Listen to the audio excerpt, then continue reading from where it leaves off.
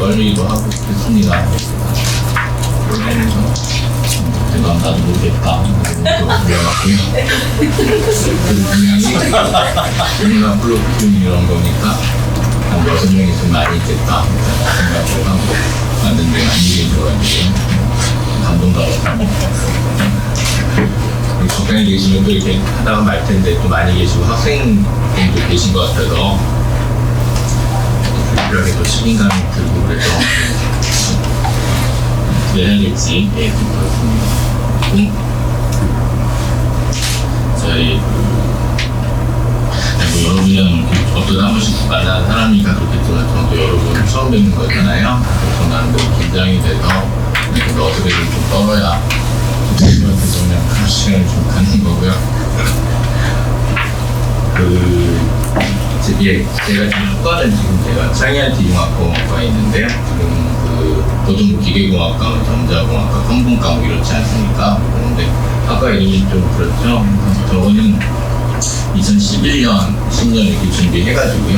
11년에 이제 그거가 됐고, 그 당시 직영부 사업이었고요. 그 다음에 미래부로 넘어갔다가 지금 이제 과기부로 이제 그대로 지금 넘어오고 있는 새로운 이제를 만들어 다오라고 해서 급하게 만들어 다오. 당시 그때 스마트 시대를 저희가 못할까봐 이제 급한 마음에 이제 정부에서 만들어 다오 좀 어떻게 좀 해다오 해가지고 만들었던 학과입니다. 그래서 학과 이름이 이제 창의IT 융합공학 이렇게 돼 있지 않습니까? 그때 유행했던 걸 다 없다 생각하시면 저에 개입고 싶어가지고 다 없다 생각하시면 되고요. 이름은 좀 야매로지긴 했는데 정체성만은 확실했습니다. 이건 뭐냐면 더 이상 산업화 시대 때 공부리는 만들지 않겠다. 이게 무슨 말씀이냐면 융합이라는 걸 저희가 지금 제안서 많이 쓰시고 그러셨고 저희가 한 10년 정도 크리에이티비티하고 컨버전스 안 쓰면 제안서가 안 나가셨잖아요.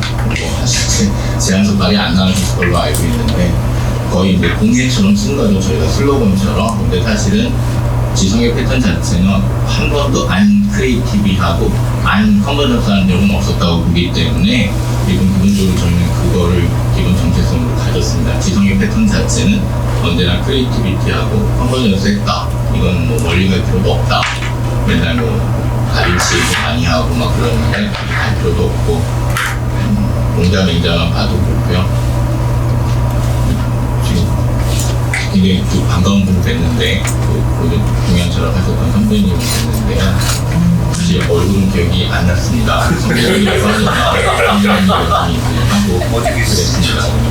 또 말씀 들어보면 되게 반가웠는데 그래서 공자가 제가 봤을 때는 이제 유학자기도 하지만요 어마어마한 컨설팅가였던 거죠. 제가 봤을 때는 대통령 상대, 나라 상대, 원수 상대로 이제 컨설팅 해줬던 사람이고 재산도 굉장히 많았던 걸로 제가 알고 있습니다. 저는 이제 학자니까 맨날 주가단관에서 공부를 하셨겠지 생각하시겠지만 이미 국방, 문화, 역사, 사회, 지리, 정책 전체적인 어떤 지성적 패턴을 가지고 한 나라의 왕을 컨설팅했던 사람이었기 때문에 멀리 가지 않아도 지금으로 따지면 굉장한 융합 지식이었던 거고요. 세종대왕 말할 필요도 없는 융합 지식이 끝판왕인 거고.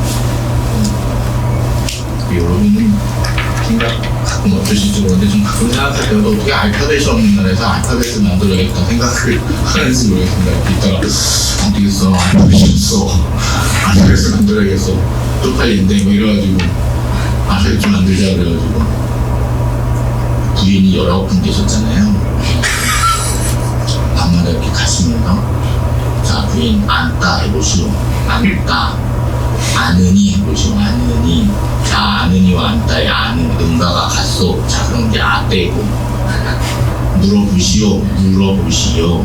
묻다 해보시오. 묻다 그럼 무와 물은 그 묻자는 응가가 같소. 뭐 이렇게 떼내고 조심하시오 막 이러면서 조심하시오 이러면서 근데 그렇게 해가지고 언어라는 게 몸에서 나오는 거고 그 몸이라는 거에 메타포를 잡아서 그것도 몸, 입, 혀, 성대 이런 걸 가지고 어떻게 알파벳을 만들 수 있을까 생각하면 정말 아무리 생각해도 기가 막히고요. 이렇게 경내, 경복궁 걸으시다가 비 오고 뭐 이럴 때 그 바닥에 깔아놓은 돌들이 이렇게 긴 것도 있고 짧은 것도 있잖아요. 이렇게 걸으시다가 목소리 이렇게 떨어지는 걸 듣다가 이렇게 소리가 다르지 않습니까? 긴 거, 짧은 거. 소리 다른데, 이거 좀 해봐. 맨날 그 죽을 것 같다가 이렇게 두들기는데, 뭐 편견도 좀, 우리 걸로 좀 해봐라. 박연 불러서, 박연 거 일로 와. 다음 주까지 걸로 좀 가져와. 이렇게 시키고. 뭐 그런 거잖아요. 어마어마한 그런 지성의 패턴이 이미 존재하고 있는데, 근데 저희가 이렇게 된 거는, 제가 오늘 이 말씀을 드리는 건, 이제 지금 오늘 말씀드릴 거랑 붙어 있기 때문에, 지금 이제 저도 긴장을 풀 겸 또 같이 연결해서 할 겸 지금 말씀을 드리는 건데요. 그래서 저 사람이 이렇게 와가지고, 여담을 많이 하나 그랬을 텐데, 사실 그렇진 않고, 나름대로 이 성찰하고 이걸 붙이는데도 저도 좀 시간이 걸렸습니다. 그래서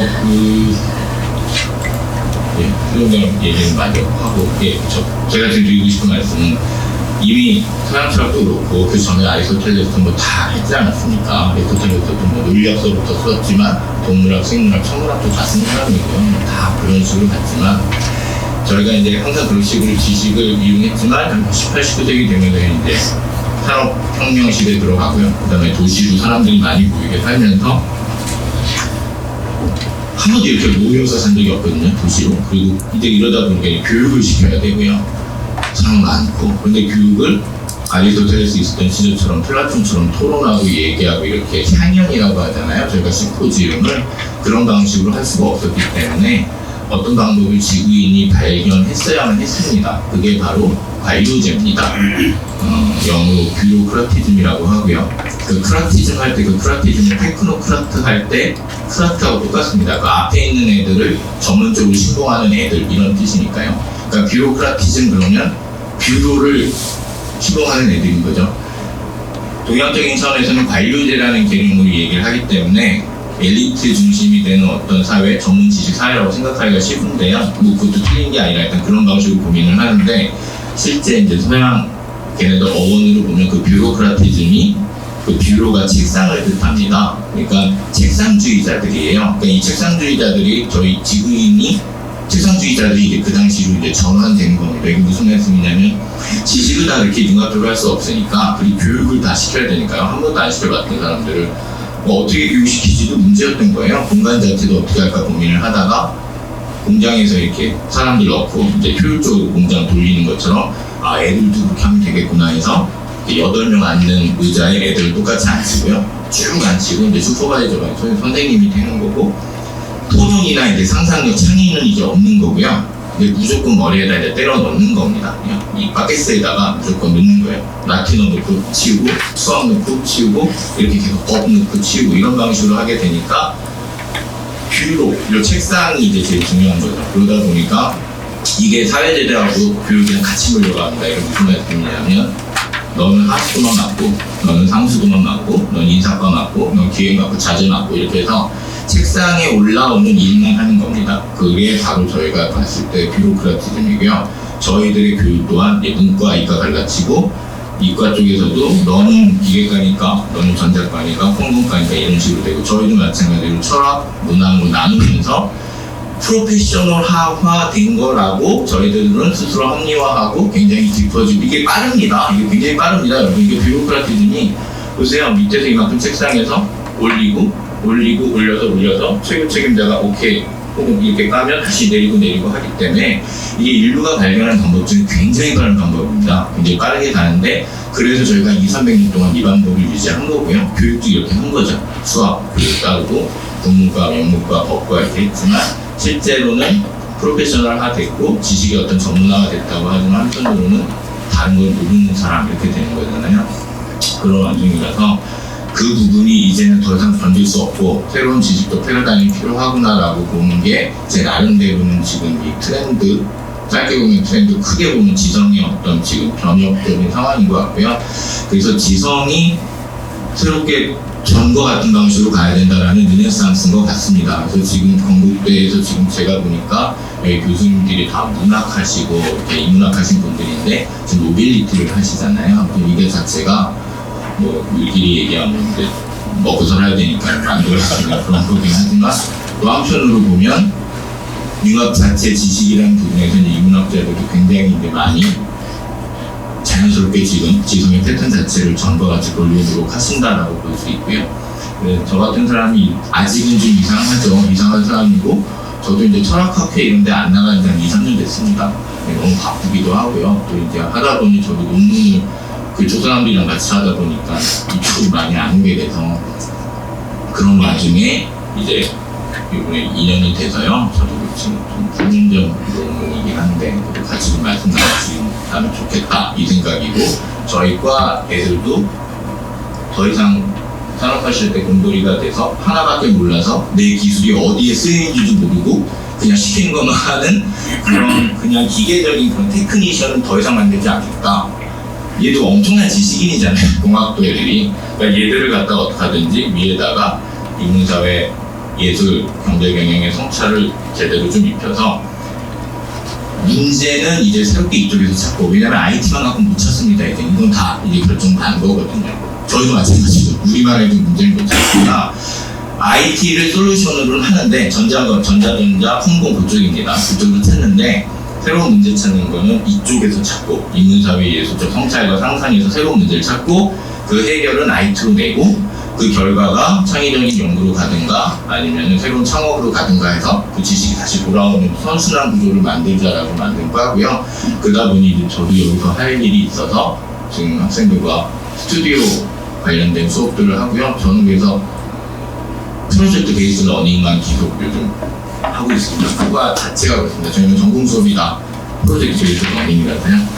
그리고 이것도 학생들과 같이 했었던 주제 중에 하나입니다. 주제 중에 하나고, 이걸로 저희는 워크숍도 하고 해서 결과가 인문학 하신 분들처럼은 나오진 않지만 나중에 또 좀 시간 되면 보여드리려고 가져오는 왔는데, 제가 뭐 하는지도 학생들과 어떻게 컨버전스한 게 어떤 느낌인지 보실 수도 있을 것 같고요. 그리고 오늘 주제가 모바일 아키텍처 혹은 모바일 퍼니처 이쪽입니다. 그래서 이 부분을 융합적으로 풀어볼 수 있는 얘기를 하는 데 있어서 기본으로 이제 융합적인 건 기본이다라는 걸 같이 좀 공유하고 가셨으면 좋겠다. 네, 그런 말씀 드리려고 좀 길어졌지만 또 이거 안 하면 또 좀 중간중간에 생각날 것 같아가지고요. 말씀드렸습니다. 고맙습니다. 네. 오늘 저가 아마 조금 이렇게 언급할 철학자들이요, 하이데거하고 둘루즈하고 아마 세르 정도일 것 같습니다. 그러니까 마틴 하이데거, 그다음에 둘루즈. 우리나라 발음은 지금 둘레지죠? 둘레지고요. 그다음에 이제 미셸 세르 이렇습니다. 그분 얘기를 많이 할 것 같고, 그분들 얘기에서 이제 제가 많이 해야 될 게 아마 이런 얘기가 나올 것 같습니다. 공간, 그다음에 이제 거리제거나 방향력이라는 말, 그다음에 영토화와 계열화라는 얘기, 그다음에 미중이라는 얘기, 그다음에 기생이라는 얘기까지 해가지고요. 기생 여기서 이거 페라지트, 파라사이트 얘기입니다. 이 얘기가 아마 나올 것 같습니다. 일단 공간에 관련된 얘기이기 때문에 지금 저희가 이제 모바일 아키텍처 자체가 이제 이미 나온 현상이고 컨텐츠고 그거기 때문에요. 이 문학이 그걸 다시 해석하는 과정이라서 일단 모바일 아키텍처 있는 거고요. 제가 좀 이따가 이제 같이 사실 모바일 아키텍처 관심 없으신 분도 계시고요. 뭔지 모르신 분도 계시고 그럴 거예요. 그래서 당장 보여드리고 싶은데 일단은 말로 하고 나중에 보는 걸로 이렇게 하고, 그리고 또 한 가지 죄송한 거는 책 낼 때는 이제 저도 논문을 좀 바꾸고 또 교정도 해주셔가지고 별 문제가 없었는데요. 제가 이번에 이거 좀 자료집 달라고 할 때는 좀 다른 거 조금 내용이 더 있는 걸 찾아봐야지 해서 그걸 드렸거든요. 근데 아유, 제가 이거 논문 내기 초안을 들어가지고 오탈자가 장난이 아닌가. 그래서 너무 죄송해서 가능하면 뭐 어떻게 안 읽으시겠지만 안 읽으셨으면 좋겠어요. 안 보셨으면 좋겠어요. 어쩌다 제가 따라서 페이지를 볼 때 그때가 조금 보이시는데 그 외에는 그냥 안 보셨으면. 일단 하이데거 얘기서부터 해서, 왜냐면 하이데거는 공간에 대한 얘기를 나름 좀 참신하게 그렇게 이제 엮었던 그런 부분이 있어서 그거를 덧치하면 했어서 논문 때 이제 하이데거 얘기를 했는데, 일단 요 얘기하면서 공간에 대한 얘기, 철학적인 상황으로 어떻게 보는지 같이 좀 먼저 보죠.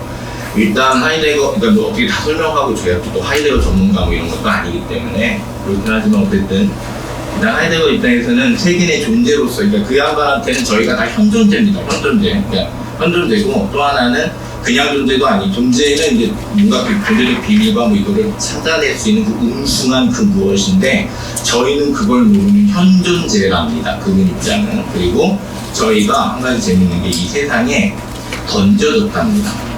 내던져졌다는 거예요. 그러니까 이 표현이 별거 아닌 것 같지만 어마어마한 큰 차이를 줍니다. 왜냐면 아무리 뭐 이상주의적인 형이상학이나 전통적 형이상학에서는 그래도 뭐 이데아를 내가 쫓아가지 못해도 열심히 뭘 하고 찾아가고 그 안에서의 관계 안에서 나의 고양이 가능한데요.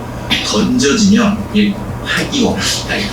던져진 상태에서 네가 어떻게 하려는 걸 묻는 분이기 때문에, 그래서 철학 자체 구조가 굉장히 당시로선 참신하고 지금 봐도 참신하면서 어려우면서 굉장히 난해하면서, 그러면서도 느낌상은 그런 느낌이 옵니다. 나중에 혹시 시간 돼서 읽으실 기회가 오면 난해하고 뭐 여러 가지 복잡하고 그렇긴 한데, 읽다 보니 우리 존재가 참 애달프면서도 좀 멋진가 봐, 뭐 이런 느낌이 드실 거예요. 그걸 갖다가 열심히 소개하셨다고 보면 되는데, 그 세계의 존재로서의 현존재가 공간이랑 있을 때는 무조건 의미 생성이 있어야 그게 공간이지, 나하고 의미 생성 자체를 하지 못하면 공간이 아니고, 그것들이 구조화되지 못하면 공간이 아니다라는 부분이 이제 명확합니다, 이분한테는. 그리고 그분한테서 받아들일 때 공간을 얘기할 때 중요한 두 가지 개념이 나오는데, 하나가 엔트페르능이라고 하는 단어하고요, 하나가 이제 아우스위키툼이라고 해서 나오는데, 이게 바로 공간을 얘기할 때 나오면 그냥 번역하면 그냥 뭐 소통 쪽이 될 거고요. 그 다음에 아우스위키툼 번역하면 배시, 열기 이렇게 되는데요. 이게 철학적으로 가면은 거리 제거, 엔트 때리고 페르는 따로 떨어뜨리면 거리를 따로 띈다, 사이가 있다 이렇게 되는데, 페르능이 되기 때문에 이게 인터랙션이 되는 의미를 갖고 있어요. 그래서 이게 소통이라는 말로 이제 이렇게 쓰이게 되는 거고요. 그러니까 공간을 얘기할 때 현존재라는 나도 모르는 나인데 어쨌든 공간에 던져졌을 때 현존재는 어떻게든지 의미 생성 과정을 한다라는 게 기본 전제입니다. 하이데거는 던져진 놈인데 아무것도 없는 놈이 어떻게든 의미를 만들려고 애써 노력하는 놈이고, 존재를 발견하고자 하는 놈이기 때문에 그게 타른테입니다. 말을 그냥 발견그래도 되는데 일본어 애들이 타른테라고 번역을 하다 보니 저도 다 이게 멋있는 말인 줄 알고 타른테라는 말을 쓰게 된 거죠. 이게 은폐되는 타른테. 이 말이 무슨 말이게, 그냥 은폐를 타른테시킨다라는 개념인데 어쨌든 직역적으로는 느낌이 오는 거죠. 왜냐면 존재라는 게 숨겨져 있기 때문에 던져져 있는 이 현존재는 어떻게든 그걸 찾아내는데 그게 너의 숙명이야. 어쩔 수 없는 굉장히 뭐 그런 고독하면서도 멋진 숙명인데 실패할 확률도 많은. 그런데 어쨌든 너희가 공간과도 그런 일을 하는데, 그게 바로 엔트페르닝이라는 그런 개념을, 거리를 계속 없애려고 하고 사이에 대한 문제를 찾고 방향을 계속 열어가지고 공간에 대한 생각을 노력을 하는 거, 그 문제가 너희들한테 중요할 거야. 그리고 이 자체가 공간 인식에 되게 중요하다는 얘기고요. 여기 이제 하나 또 가지 중요한 개념이 위버 시트라고 해서, 위버는 그 초인 얘기할 때 위버 메인시 있지 않습니까? 그 위버 넘어간다, 그 얘기입니다. 이게 우리로 치면 요즘 메타 정도 될 거예요. 위버가 이게 스위그 정도 되는데요. 그러면은 그래서 뭔가 넘어선 요 세 가지가, 근데 여기서 되게 중요한 건 공간을 얘기할 때만 요 세 가지가 중요한 게 아니고요. 이분이 그냥 현존재 얘기를 할 때 이게 그냥 통으로 따라오는 얘기입니다. 그러니까 하이데거를 읽으시거나 들레즈를 읽으셔도 조금 보기 재밌으면서도 어려우신 이유는 1번 엔트페르눔, 2번 뭐 이렇게 나오는 게 아니고요. 그냥 공간 얘기할 때 이 세 얘기가 줄줄이 따라 나와요. 그러니까 현존재, 존재와 시간을 알려고 읽어도 다 줄줄이 따라 나오고 하니까 이게 좀 어려운 상황이 그렇긴 한데, 어쨌든 요 세 가지가 존재에 대한 얘기할 때도 나오고 공간 얘기할 때도 나와서 붙어 있습니다. 그래서 다시 쉽게 요약을 하면, 하이데거에 있어서 여기 현존재는 현실 안에서 서로 거리를 좀 제거하고 의미를 만들려고 하는 부단한 노력을 하는 그런 존재입니다. 그 존재, 현존재의 그런 존재는 항상 세계를 향해서 넘어서고 이렇게 한다는 겁니다. 학교라는 공간이 설령 작은 공간에 사람들이 모여있다 하더라도 이 공간 자체에서 지성의 패턴이 어떤 식으로 굴러가야 될까를 고민을 한다는 건 먼 세계에 대한 고민을 지금 각자 땡겨오는 행위라고 이미 본 거예요. 지적 상태가. 지금 여러분들이 우리가 얘기를 할 때 제가 아까부터 막 갑자기 말도 안 되게 공자맹자도 갔다 오고 뭐 이렇게 갔다 왔잖아요. 2000년, 3000년이라는 시간을 건너뛸 수 있는 시간과 존재의 관념이 이 왔다 갔다 했고 그 자체가 떨어짐이 아니라 의미를 만들려고 하는 친근함을 만들고 있는 노력을 이미 했다라는 얘기입니다. 그러니까 인간은 상상력을 많이 쓰고 뭔가 고민을 하고 이러는 것 자체가 이미 세계를 향해서 뭔가 넘어가려고 하는 노력인 거고 그 자체가 언제나 공간 안에서 이걸 공간으로 얘기를 하면 새로운 방역, 공간성과 배신은 이제 시선에 대한 어떤 서로 간의 배려인데 이게 사람 간의 시선 아니고 사물과의 시선과의 배려도 뜻해요. 좀 이따가 예를 들어드릴게요. 배신성을 통해서 넘어감을 실천하고 공간화를 확장해서 의미를 만드는 거고 그러니까 여러분이 아무리 좋은 공간에 가시거나 그래도 별 느낌이 없으면 지금 이 작용이 안 일어난다는 겁니다. 혹은 여러분이 어느 공간에 갔는데 호텔 로비를 갔는데 호텔 로비가 너무 맑고 깨끗하고 좋아가지고 쾌적한 공간이라는 걸 알겠는데 이상하게 여러분을 억누르거나 조금 권위적인 상태로 뭔가 짓누른다거나 불필요한 럭셔리적인 어떤 상황이 나를 불편하게 한다는 얘기는 여러분이 지금 넘어서서 세계를 구축하는 각자의 어떤 세계 구축의 노력에 얘하고 지금 거리 제거가 지금 약간 실패하고 있는 과정인 거예요.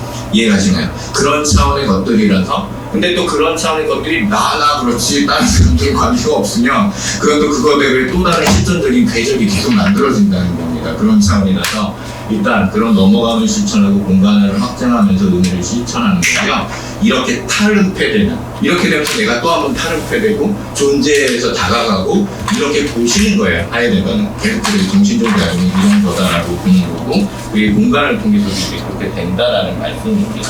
예, 그런 상황이고요. 그래서 만약에 조금 같이 읽을 수 있다 그러면은요 페이지가 있나요? 선생님들이?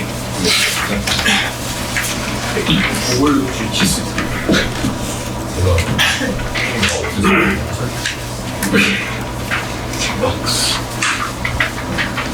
예, 알겠습니다. 제가 이거 페이지로 3페이지를 보시면 3페이지를 보시면 거기 이제 7, 8번째 줄 보시면 그러므로 공간화를 실천하는 자는 있습니다. 7번째 줄 정도 되면 제가 읽으면 그러므로 공간화를 실천하는 자는 세계뿐만이 아니라 거기에 거주하는 현재들 자신이고 그래서 현재자가 주목한 건 여전히 넘어섬인데 형이사학적 초월을 뜻하는 넘어섬이라기보다는 존재가 언제나 방향성을 가지고 의미를 생성하려는 관계망을 확장하려는 사태를 칭한다고 할 수 있고요. 즉 현존재가 언제나 세계를 향한 넘어섬을 실천하고 있는 존재인 셈입니다. 그래서 넘어섬은 현존재의 근본틀을 이루고 현존재의 근원적 존재는 세계를 향한 넘어섬이다 라는 뜻이 되고요. 그리고 그 전에 지금 2페이지를 보시면 2페이지로 이제 넘어가시면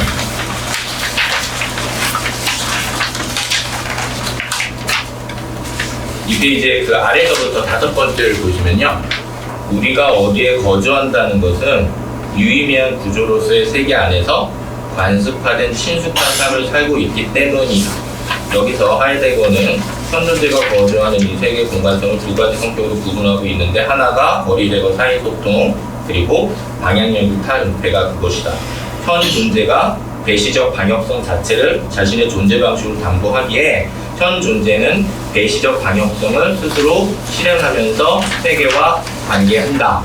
현 존재는 언제나 타자들과의 배려적 시선의 관계망 안에서 거리 제거를 수행하는 것이고 현 존재는 타인들과 곁에 있음의 존재이고 이는 곧 현 존재가 실천하는 공간화인 것이다.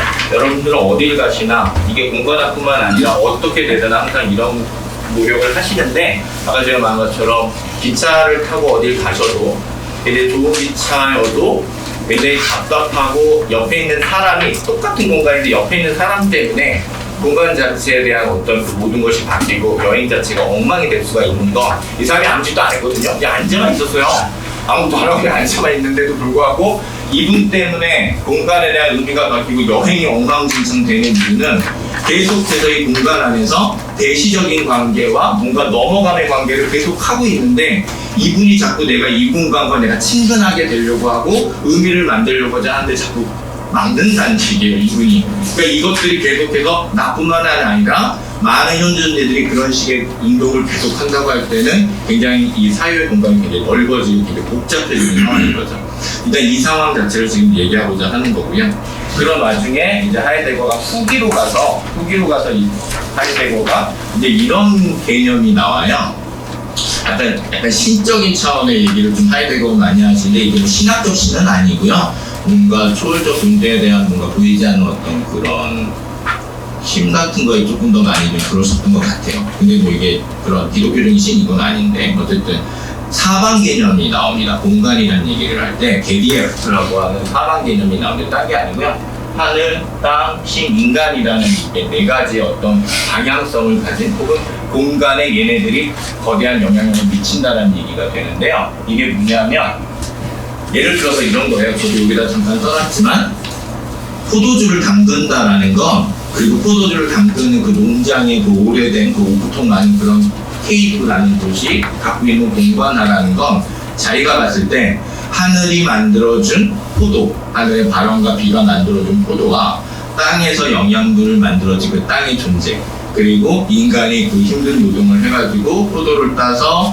노동을 해서 포도주를 만들고 그 전체를 관장했던 신의 이 네 가지의 일체적인 상황이 공간에 잘 묻어 있을 때 이게 어떻게 보면 우리가 말하는 공간에 있어서 굉장히 좋은 상태에 탈은폐되는 방식으로 가는 거야 라고 보시게 돼요. 그러니까는 뭐 여러분들이 이게 학자의 방이구나 라고 얘기를 그냥 하신다고 할 때는 여러분들이 갖고 계시는 학자의 방이라는 어떤 형상이라는 개념이 뭐 플라톤 같은 경우는 이렇게 이데아적으로 지어져 있어 라고 얘기하겠지만 이분 말씀으로 보면 그래 이 사람이 지성을 가꾸기 위해서 오랜 시간이라고 하는 하늘이 준 시간이라고 하는 시간을 열심히 훈련하고 땅에서 어떻게든 달빛조각을 공부 열심히 하는 땅의 의미와 그리고 땅의 인간들이 만들어놓은 산물이잖아요. 지성이라는 게 그걸 열심히 배우고 그 전체를 갖다 열심히 하는 그 인간이라는 존재가 땅 위에 있고 이 인간이라는 존재를 아우르는 그 사람의 어떤 영혼 있잖아요. 뭔가 겸손한 태도라든가 뭐 기타 등등의 것들이 같이 어울러야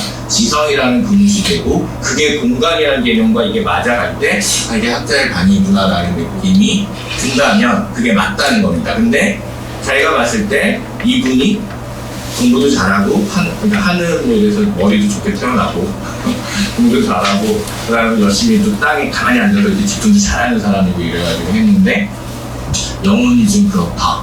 얘가 막 갑질 장미이고 막 연구비 횡령하는 거 맨날 하는 아이고 뭐 이러면서도 굉장히 뭐 사회적으로는 굉장히 졸라하는 사람이다. 뭐 이렇게 됐을 때는 공간에 이 사람이 아무리 있어도 이 공간 자체의 의미는 절대 나타날 수가 없다는 얘기입니다. 그러니까 지성의 방이라고 하는 게 탈은폐가 되지 못한다는 얘기죠.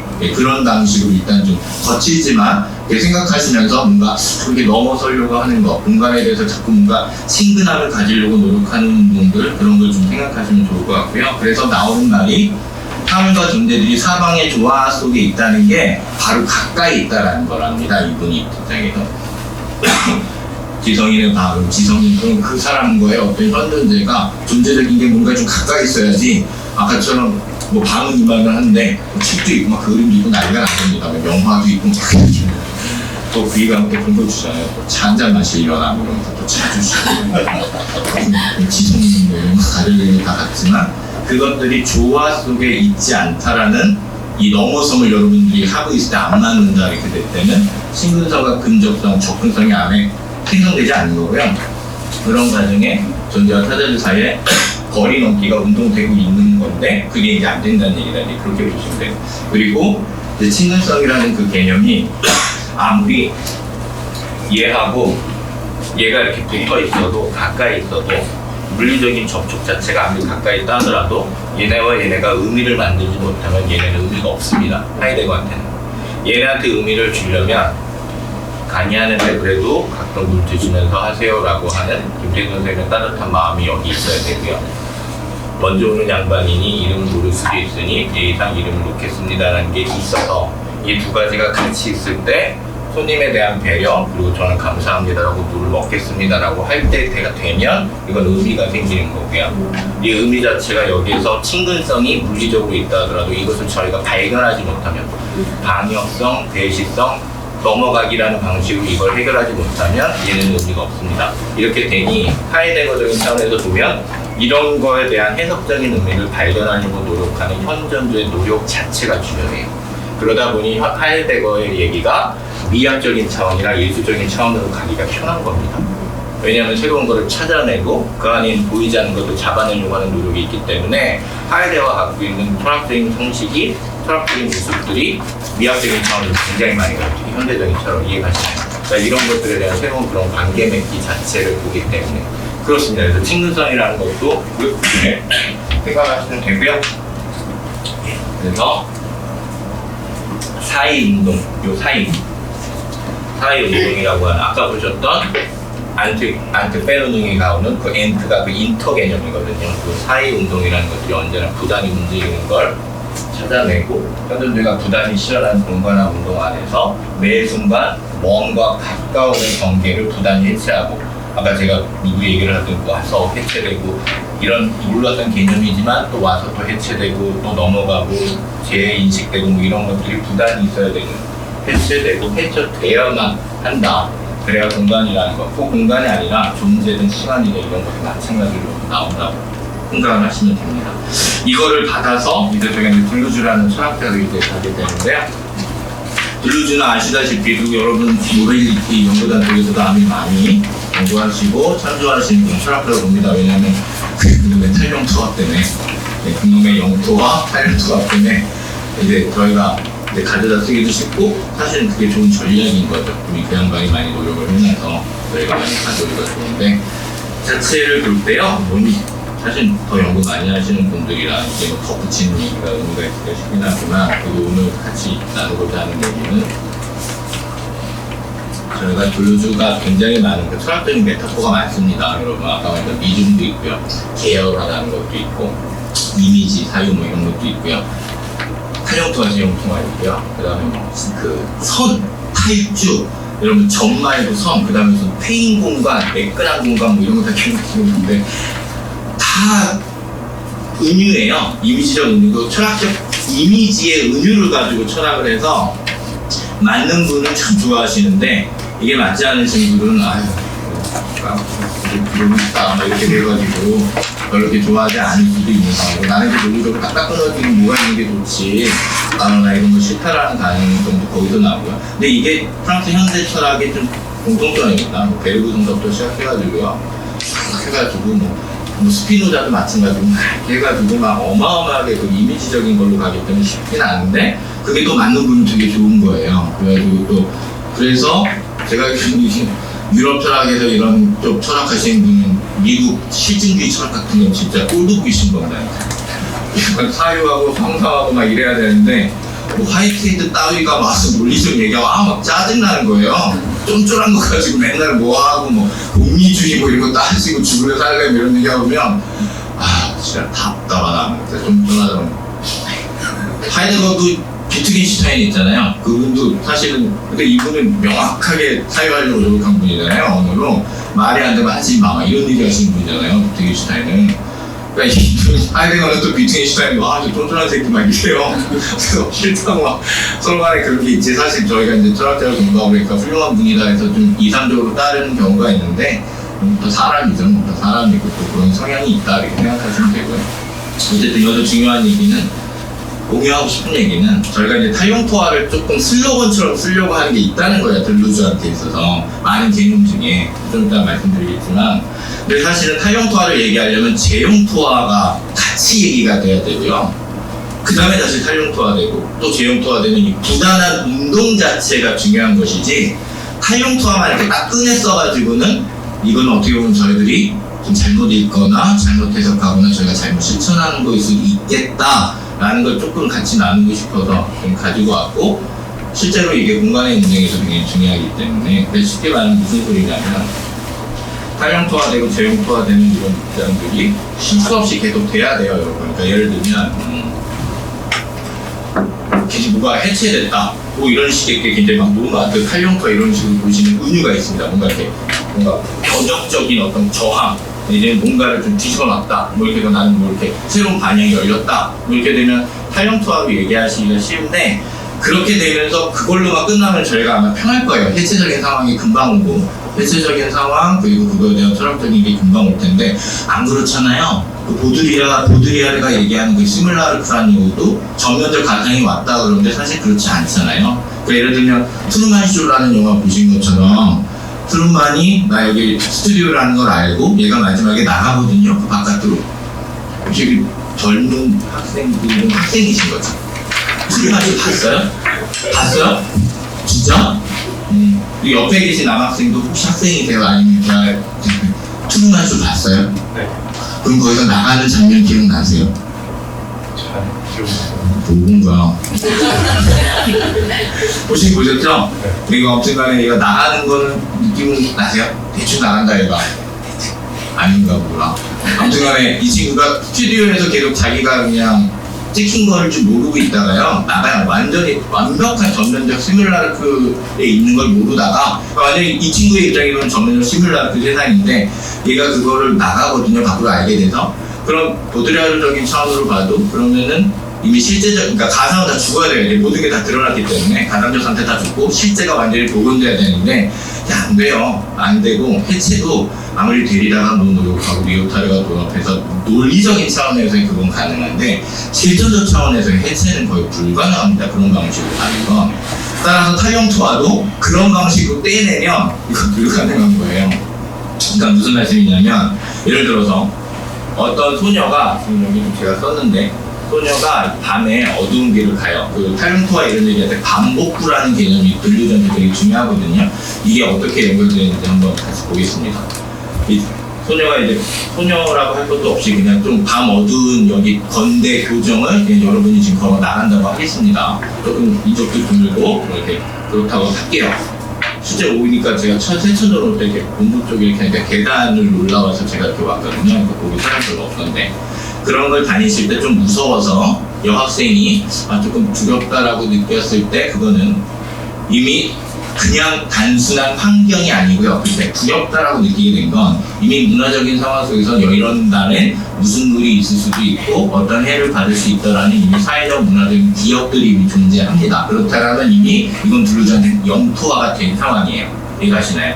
이게 약간 두려운 걸라고 하게 되면 이미 영토화가 된 상황으로 보십니다. 일단 눌러주상에서 이미 그런 방식으로 정해진 거예요. 즉 그냥 환경이 아니고 페이사주, 즉 랜드가 된 상황이에요. 랜드스케이프가. 랜드라는 말은 이미 인간이라는 개념이 들어와야만 나올 수 있는 거기 때문에 이미 영토거든요. 그래서 여기 약간 두려운데 라고 했을 때 이거는 사회문화적인 코드가 작동했다라고 할 때 이미 이게 영토화 되어 있는 상태거든요. 근데 이게 두려워요. 실전적으로. 그러니 갈 때 노래를 조금 흥얼거린다고 합시다. 뭐 이렇게 노래하면서 좀 두려움도 줬고 또 나가니까 뭐 이러지 않았으면 주술적인 의미도 있겠죠. 좀 안 일어났으면 좋겠구라는 그런 차원으로 노래를 한다고 할 때 그 노래 부르는 건 타일영토화입니다. 거기서 나오는 게 이해가시죠? 타일영토화가 되고 그러는 과정에서 타일영토화 시키는 과정에서 계속 그것을 반복할 때 노래가 그런 식으로 노래 부르시면 대부분 그런데 한 노래를 1절부터 끝까지 완벽하게 부르면서 그 길을 가시는 분은 없어요. 뭔가 그 후크가 있는 거를 계속 이렇게 좀 하시거나 예를 들어 노래하는 뭐 무슨 노래를 해야지 좀 이렇게 된다고 해야 되나 전람회 노래를 한다고 치면 취중 진담도 이렇게 되면 널 사랑해 그리고 그렇게 가사를 널 사랑해 하고 또 하고 계속 반복되는 거를 하면서 탈영토화를 계속 실천하고 그러면서 괜찮지 이제 좀만 있으면 되라는 재영토화가 일어나고요. 조기만 지나면 이제 괜찮아라는 재영토화가 계속 일어나면서도 노래는 계속 나도 모르는 무의식 차원에서 반복되면서 차이가 있는 그 계열이 계속 이루어지면서 실존이 거기에 맡겨지는 상황이 와요. 그 상태가 계열화 혹은 지금 큰상내가 말하는 반복과 차이, 블루즈가 말하는 그 얘기가 거기서 나옵니다. 그래서 반복구가 되게 중요한 건데 그런 차원에서 영토와 탈영토가 계속 일어나는 거고요. 여기서 멈추고 나서도 그 다음에는 길거리 건널 때 여기서 조심해야 돼라고 서 있는다라고 하는 건 다시 영토와 탈영토와 이런 것들이 계속 반복된다는 말씀이신 거예요. 이해가시나요? 이런 식인 거고 또 하나 또 다시 보면 저희 몸이 있는데 손이 있잖아요. 손이 동물적 인류학적 차원으로 봤을 때는 영장류가 땅을 짚고 다녔던 영토로부터 뽑혀져 나온 손이기 때문에 얘는 이미 탈영토화된 상황입니다. 지금 이런 식으로 계속 분류가 보는 거예요, 이미지를. 얘가 인류학적으로 영장류의 손이고 아주 땅에 가까이 있었던 놈이 뿌리 뽑혀서 일어나서 지금 이걸로 음식 먹고 뭐 사냥하는 거 말고도 악기를 다루고 굉장히 다양한 일을 하고 도구를 만들고 하는 일을 할 수 있게 되는 이 탈특화된 기관이 된 거, 이거 자체가 탈영토화입니다. 이해가시나요?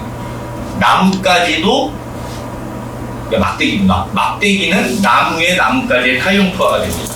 그런 방식으로. 그래서 항상 그런 느낌상 이렇게 하시면 대충 맞습니다. 뭔가 변환되거나 다른 성질의 질적인 전환이 이루어지는 어떤 매 순간의 그 순간은 탈영토화와 재영토화가 계속 일어나고 있는 사유의 운동이다라고 생각하시면 됩니다. 분류적 차원에서는. 한 이 정도 되니까 확실히 우리 아래 같다는 생각이 좀 하나씩 막 그냥 막 1년 막 해야 되는 막 그 수업을 속성반으로 막 이렇게 해가지고 막 이렇게 생각하시면 됩니다. 막 이러고 하니까 확실히 이게 살짝 그런 느낌이 들긴 하는데 여러분이 잘 알아서 잘 이해해 주시고 제가 그랬다고 하지 마시고 여러분이 잘 이해하시고 그렇게 하시는 걸로 해주시고요. 네, 어쨌든 느낌은 그렇게 해주셨으면 좋겠습니다. 이렇게 해서 공간에 대해서 고민을 하시면 되니까. 건대 본부가 저렇게 있을 때 어느 대학이든 본부는 쥐새끼 한 마리 안 다닙니다. 그죠? 학생이 절대 글로 안 다니고 절대 안 다니죠. 무인미스터로 그렇게 안 다니고 그러면 그 공간을 만들어 놓을 때도 걔네는 대학이라고 하는 기성의 캠퍼스라는 데서 이미 권위적인 상징으로 탈영토화되어 있는 애들인 거고요. 탈영토화되어 있는 상태에서 다시 또 대학에 대한 어떤 커리큘럼, 법, 행정, 교수님과의 관계, 학사 계층 이런 것들 또 의견을 받아서 하는 곳이기 때문에 재영토화됐다가 다시 또 탈영토화됐다. 근데 탈영토화, 재영토의 방향이 지금 제가 생각한 방식을 따르는 속도도 있고요. 반대쪽으로 가가지고 탈영토화, 재영토가 되는 경우도 있고요. 이게 복잡하게 얽히는 게 바로 계열화라는 겁니다. 계속해서 연속돼서 서로 다른 이질적인 것들이 멈추지 않고 계속 가는 거. 이게 어쩔 수 없이 인간의 사유의 운동이라는 거예요. 돌려주는. 근데 그 개념을 전처럼 뭐 옛날 철학자처럼 얘기하려고 럭셀이 얘기하고 뭐하고 뭐 이런 한 개념 하나로 박살을 내는 걸로 하니까 영 이게 안 맞아서 이 사람은 이럴 때는 리좀 얘기했다가 이럴 때는 탈영토화 얘기해야 뭐 좀 마음이 오고 이럴 때는 사유의 이미지 뭐 이런 얘기해야 좀 오고 이런 방식으로 계속 했다 이렇게 생각하시는 게 좀 편합니다. 이해가 가시나요? 네, 그런 방식이라서 그래서 노마드가 갖고 있는 추상적인 오해를 좀 극복했으면 좋겠다. 노마드는 무슨 문제가 다 해결된 것이냐, 탈영토화 돼가지고 우리가 굉장히 벼적적 가치를 우리가 성공했다는 양, 모빌리티가 가지고 있는 게 지역성을 굉장히 탈영토화했기 때문에 좋다 라는 양. 근데 사실은 연구하실 때 그게 아니라 또 다른 문제와 그거에 따르는 또 다른 네트워크를 보시는 연구를 하시기 때문에 설령 잠깐 탈영토화 쪽으로 약간 이미지가 경도되셨어도 이미 하고 계시는 노력은 이미 재영토화를 하고 계신 거예요.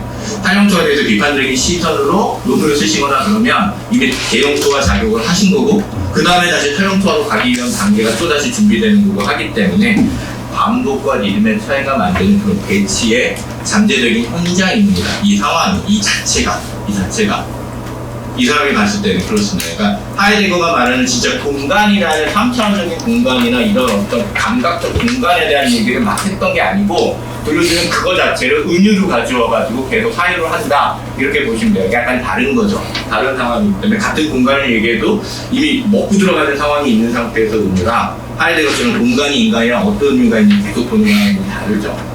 어쨌든 영토화라는 건 결국 이질적 사건들의 생성이 계속 계열화되는 상황으로 보셔야 되고요. 이 안에 이제 탈영토와 재영토가 계속 일어나는 거고요.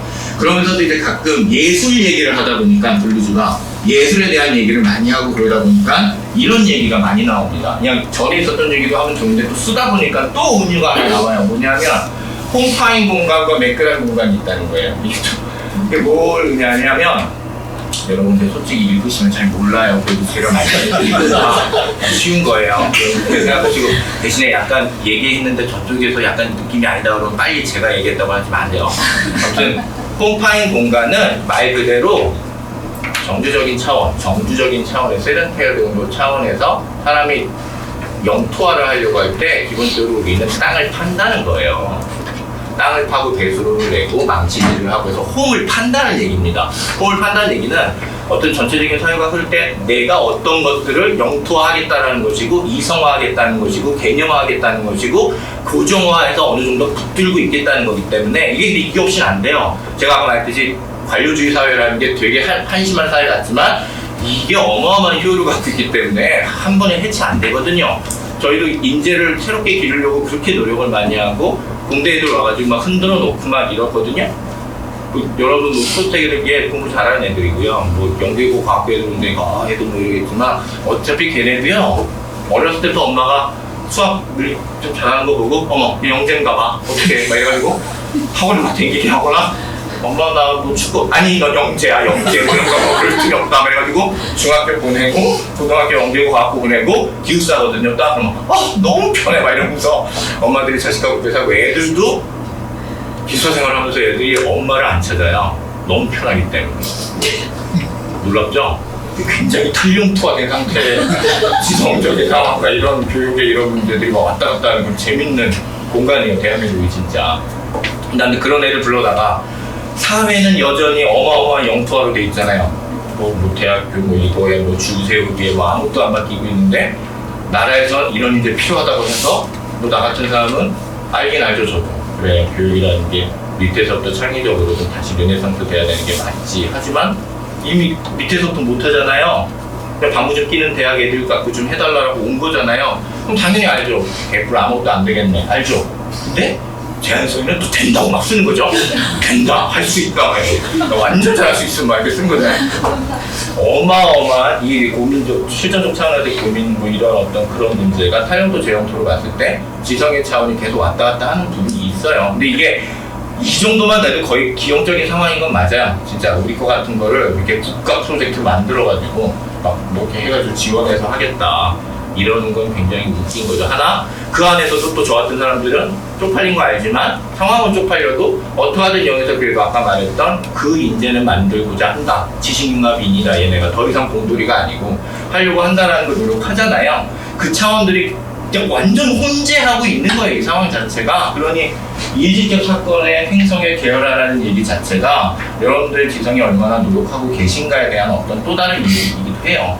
어떤 차원에서 인문학적인 차원으로 비판이 쉽게 간다는 개념이 오실 때는 그건 조심해야 됩니다. 왜?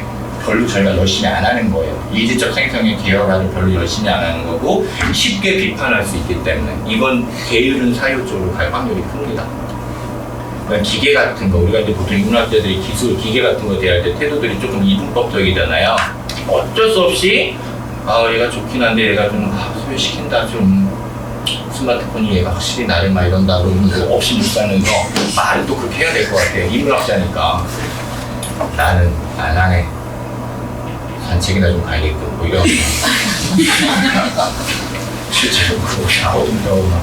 그래서 텔레뱅킹도 하시고 막 시험 것도 하시는 분이 단식을 갔다 와야겠고 말이야. 쉽게 가는 사유는 쉽게 가는 탈영토화나 재영토화는 별로 생성이 일어나지 않은 계열합니다. 부지런한 사유가 못 될 수 있어요. 그러니까 저희들이 그걸 계속 해야 된다는 차원을 좀 이런 식으로 생각하는 것도 좋고요. 그래서 아무튼 홈파인 공간, 매끄한 공간이 그 얘기입니다. 그래서 예술적인 차원이나 이런 얘기를 하려다 보니 영토화가 이렇게 홈을 많이 파놓은 상태에서 이렇게 많이 파고 깊게 파서 튼튼하거든요. 고정화도 잘 되고 뭐 튼튼합니다. 오래가고. 근데 이게 실제로는 그것 때문에 고정화되고 고쳤다돼서 다른 걸로 갈 수 있는 걸 얘가 막아요. 교육과도 요즘 다 아시는 것처럼 지금 이런 태도 다 막기 때문에 매끈한 공간이라고 하는 이게 물처럼 흐르는 파이지 않고도 흘러다닐 수 있는 거. 이게 이제 유목에서 자꾸 또 이미지가 와요. 그 사람들은 유목하니까 그 사람들은 그냥 흔적도 그 사람들 텐트 걷고 나가면 언제 있었냐는 듯이 깨끗하잖아요. 무도 없고 그냥 초원이잖아요. 근데 그런 거를 보니까 또 괜히 우리 또 자본주의적인 거, 문명적인 거, 비판적인 게 또 앞서니까 우리 인문학자들은 쟤네가 솔루션이야. 쟤네가 아무것도 없잖아. 이런 생각 드는데 틀리는 건 아닌데 너무 쉽게 간다는 거야 또. 그건 그거대로 또 다른 또 발령토화, 재령토화 되고 막 이래야 되는 과정이 있는데 이게 막 대안이야 막 이렇게 되니까 이 문제가 있어요. 그러다 보니 선의 자유로운 운동과 관계망에서 생성되는 점을 얘기해요. 무슨 소리냐면 지금까지 선은 점과 점을 잇는 직선이 됐던 꺾이든 점을 잇는 걸 선이라고 하기 때문에 이 얘기는 여기와 저기를 찍어야 됩니다. 이 얘기는 홈파인 공간을 찍는다는 얘기가 돼요. 이게 영토하고 탈영토가 그걸 안 하는 것 같으니까 여기와 저기를 넘었다 싶지만 그 정도 탈영토화는 이미 여기저기를 그냥 넘어간 것 뿐이기 때문에 이미 여기저기를 전제한 탈영토화라 그 노반들은 별로 힘이 없어요. 그래서 아예 이 정도 돼야 된다는 거예요. 선이 가는데 유동적이고 완전히 이런 상태로 가는데 만나는 점들이 있어요. 내가 이렇게 가거나 이렇게 갈 때 이렇게 가는 데랑 만날 거 아니에요. 그때 점이 생긴다는 거예요. 점이 있어서 연결하는 게 아니고. 그러니까 우리가 생각하려고 하는 탈영토화는 굉장히 자유롭고 굉장히 잠재적이면서 창의적인 이런 생각을 하고 지성의 이질적인 생성화의 계열화를 열심히 해야 어마어마한 이런 길을 만들 텐데 이 길은 이제 많이 꺾이고 엮이고 할 거 아니에요. 그때 점들이 생길 때 같이 공유할 수 있는 지식 가치들이 생기고 같이 뭘 할 수 있는 거지. 서울대학교 누구 가서 점 딱 찍고 그 사람 제자 된 다음으로 밑으로 줄줄줄 점에서 이어가지고 쭉쭉쭉쭉쭉 해가지고 관료제도 만들고 조직주의 만들고 뭐 서울대 어디서 무슨 나오면 서로들 돌봐주기 하고 누구 까게 하고 기사 쓰고 이거는 조직이주의고 완전히 점 얘기입니다. 이런 방식을 가보자 해요. 그리고 이러한 태도가 현실적으로 너무 안 일어나고 이런 해체적인 태도가 잘 안 일어나잖아요. 아까 말씀드린 대로 저 제안서 쓰잖아요 그렇게. 근데 예술이라고 하는 미학적 상황은 가끔 삐죽하고 이것들을 극복하는 게 있는 거예요. 예술적인 상황들이라는 거 보니까 베이컨의 막 화가 같은 애도 단순히 막 그렇고 쉔베르크 이런 애들 보니까 막 이렇게 하니까 예술적인 상황에서 뭐가 있네.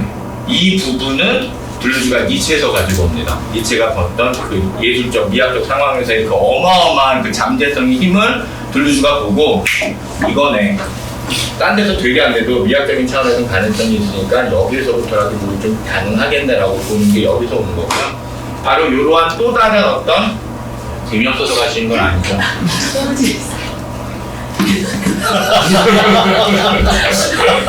마상.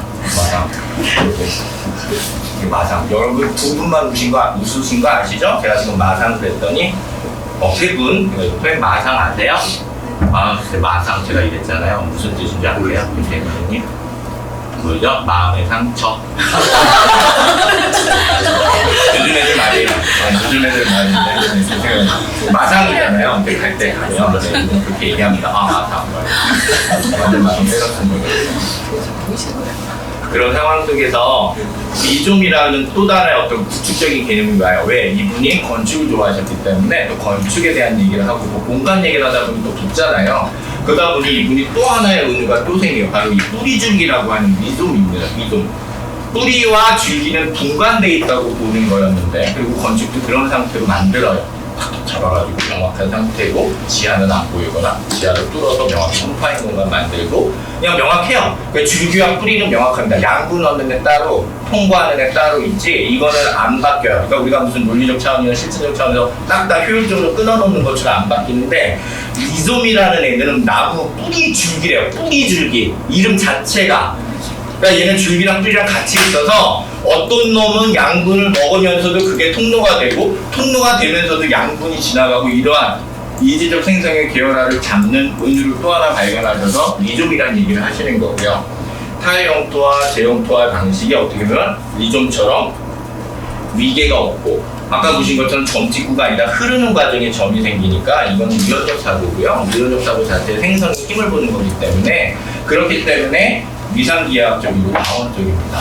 그러니까 세르가 얘기하는 위상기하학은 어떤 거냐면 공간기하학에서 말할 때 제가 여기서 점을 찍잖아요. 이렇게 점을 찍으면 얘하고 얘 거리를 제가 얘하고 얘 거리는 지금 이런 상태로 고정이 되어 있는 상태예요. 어떻게 할 수가 없어요. 얘가 제일 가까운 직선을 보면 얘하고 얘가 제일 가까운 거리예요. 직선이라도 가장 가까운 거리니까. 근데 이걸 접으면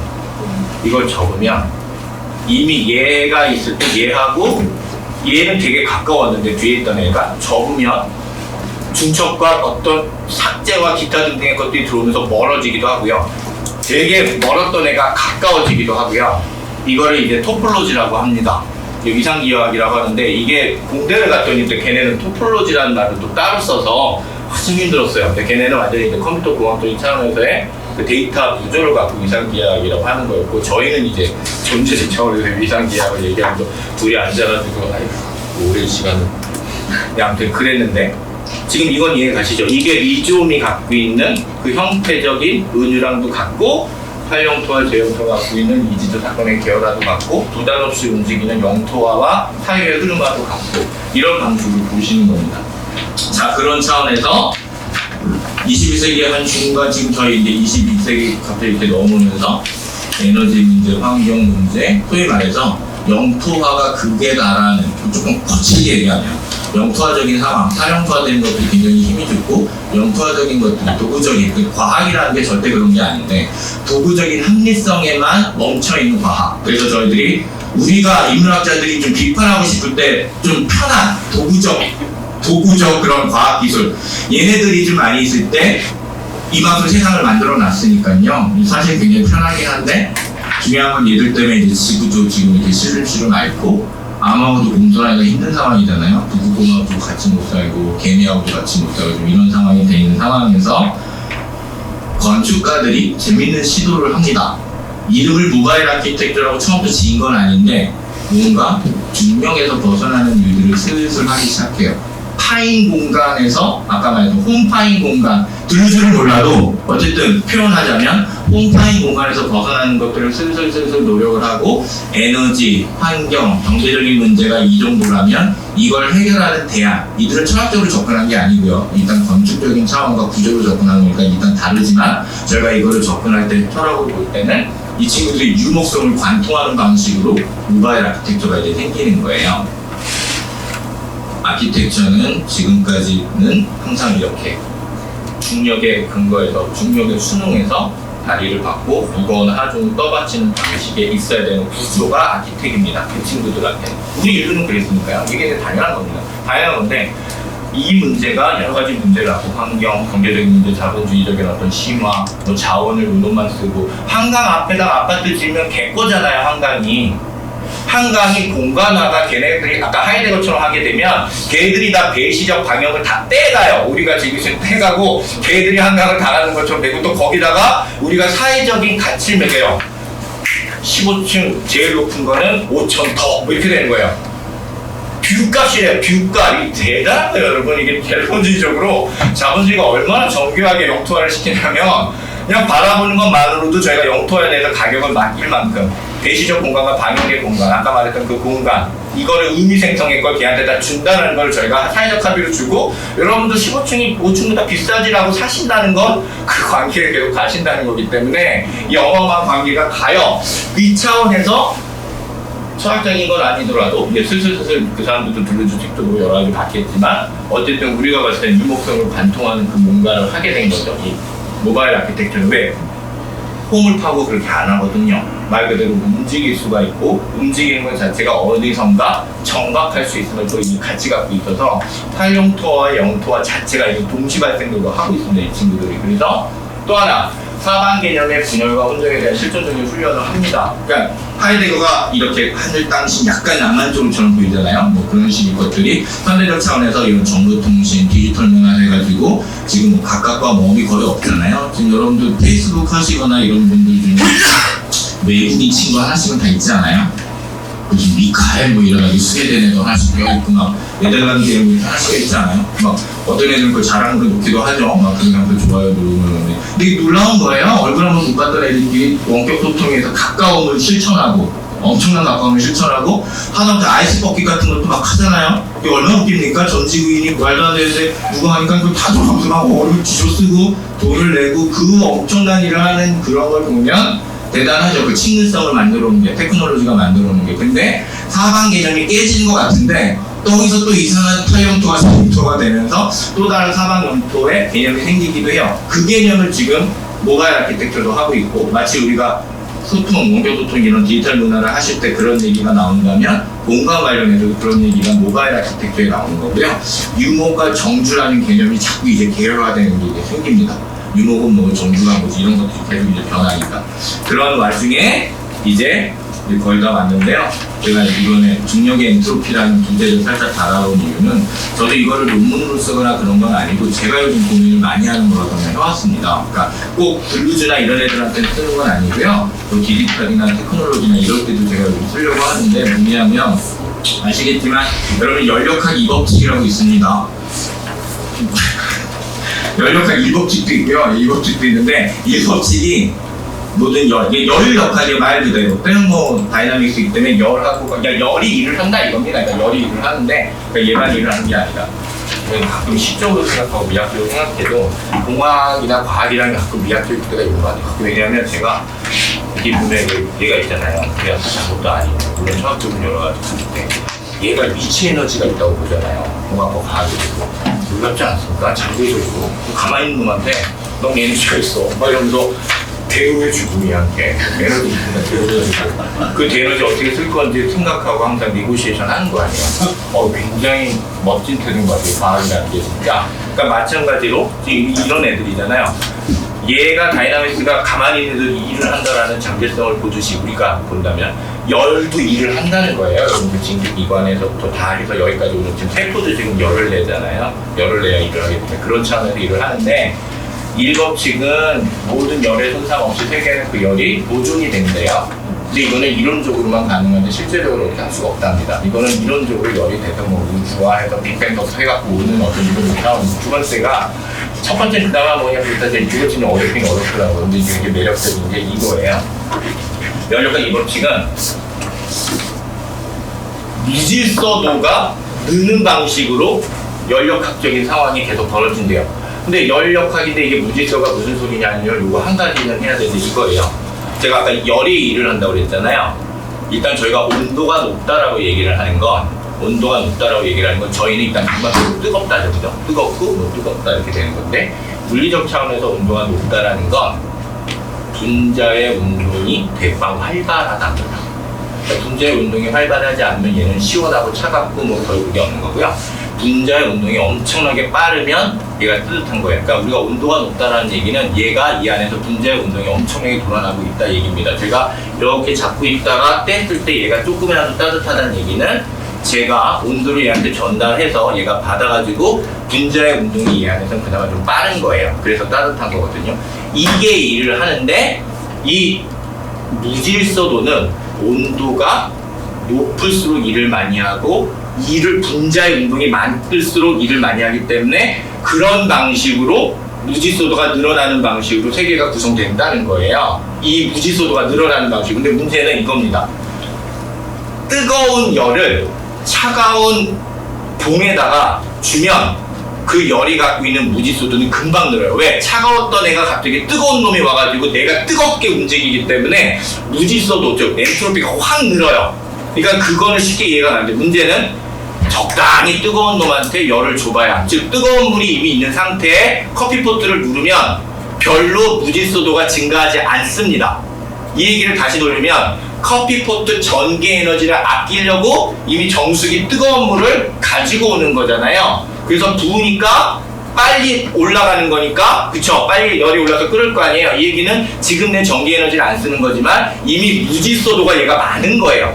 얘한테 또 무질서도를 줘봐야 얘는 별로 크게 없기 때문에, 그래서 빨리 얘는 온도에 다다르고 무질서도가 어느 정도 완성되는데, 이런 방식의 것들이 물리적인 상태로 이렇게 접근을 해보니까 잘 되는 경우도 있고 안 되는 경우도 있다는 거예요. 근데 중요한 건 엔트로피라는 개념으로 자꾸 생각을 하다 보니까 지금까지 너무 철학적으로 생각하고 관념적으로 생각했던 거와는 좀 다른 것들이 좀 생겨요. 뭐가 생기나 했더니, 지금 들려주도 막 영토와 얘기하고 막 이래야 되잖아요. 이좀 얘기해야 되고 막 하이레고도 막 배시성 막 얘기해야 되는데, 사이버네틱스 하시는 분들 입장에서는 야, 정보하고 열이 이렇게 움직여가지고 이렇게 되네.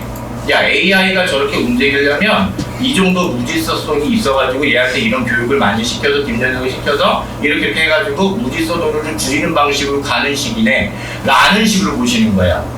사이버네틱스 쪽에서는 저희들이 우리 인간의 뭐를 쫓아오고 뭐 감각을 파악하고 뭐 이런 것들을 한쪽에서는 굉장히 뭐 데이터적으로 하고, 우리 쪽에서는 뭔가 감각적, 뭐 성찰적으로 하려고 했을 때 이 두 가지 가지고 또 그럴 필요 없이 그냥 사이버네틱스는 애초에 개념이 기계, 사후, 인간을 동등하게 두고요. 얘들의 시스템에 대해서 커뮤니케이션과 컨트롤에 대한 이론이 사이버네틱스예요.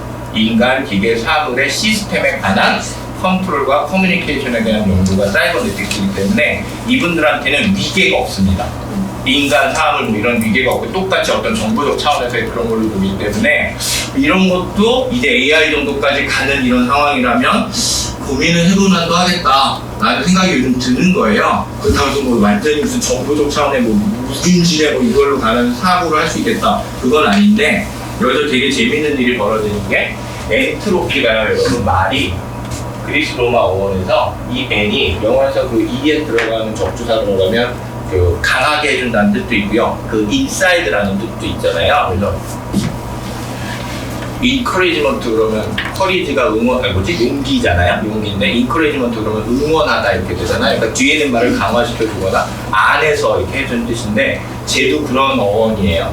안에서 트로피는 트랜스포테이션을 뜻합니다. 그래서 안에서 내적 변화가 일어남을 뜻하는 게 엔트로피예요. 아까 제가 온도 얘기했잖아요. 줬을 때 무지서 근거한다. 안에서의 내적 변화가 얼마나 일어나는가 안 일어나는가를 찬찬히 보는 방식도 굉장히 재밌는 철학적 사유가 될 수 있겠다.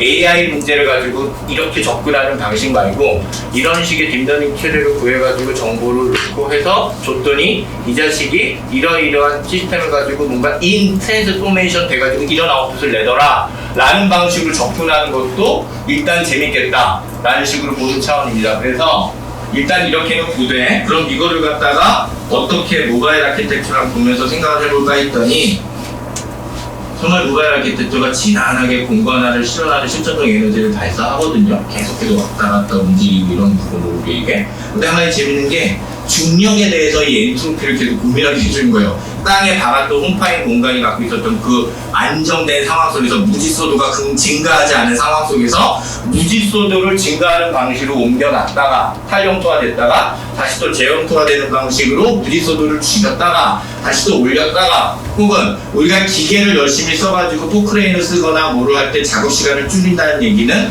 이 엔트로피적으로 보면 무지소도를 저희가 제어하고 통제하려고 하는 노력입니다. 테크놀로지는. 그러니까 사이버네틱스에서 봤을 때 테크놀로지는 무질서도를 잘 제어하고 무질서도를 잘 조정하려고 하는 노력이거든요.